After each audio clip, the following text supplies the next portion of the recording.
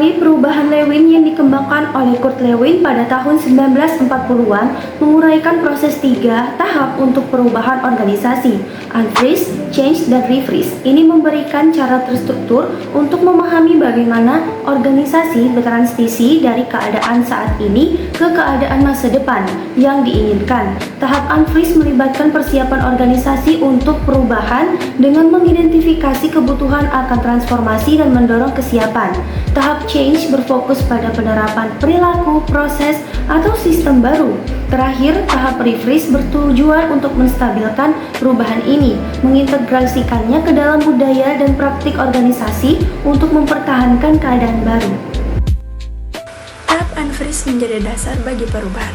Selama fase ini, organisasi mengidentifikasi perlunya perubahan dan mempersiapkan individu dan tim untuk transisi yang akan datang. Hal ini seringkali melibatkan pemecahan pola pikir dan perilaku yang ada yang dapat menjadi hambatan. Inilah saatnya untuk menantang status menyoroti efisiensi atau mengatasi tekanan eksternal yang mengharuskan perubahan.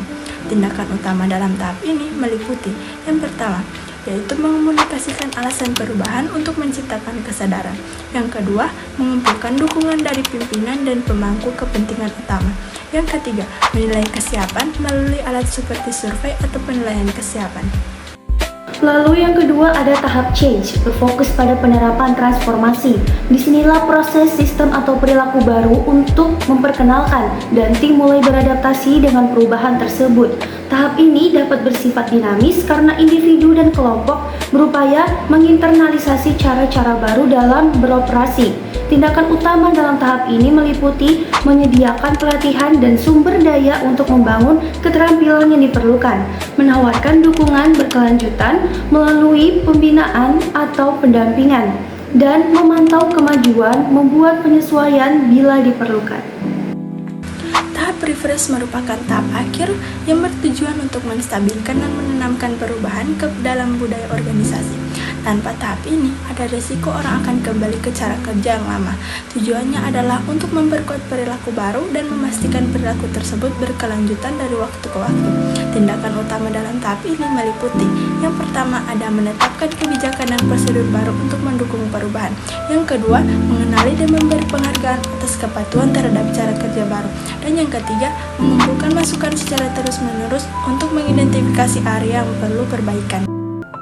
Salah satu kekuatan teori perubahan Lewin yang paling menonjol adalah kesederhanaannya. 3 tahap model tersebut mudah dipahami sehingga dapat diakses oleh praktisi dengan berbagai tingkat pengalaman. Kesederhanaan ini membantu mengurangi kebingungan selama perencanaan dan pelaksanaan inisiatif perubahan, sehingga memungkinkan tim untuk fokus pada tujuan utama setiap tahap. Salah satu kritik utama terhadap teori perubahan Lewin adalah sifatnya yang linear dan berurutan. Model tersebut mengasumsikan bahwa perubahan mengikuti jalur yang jelas melalui tahap-tahap unfreeze, change, dan refresh.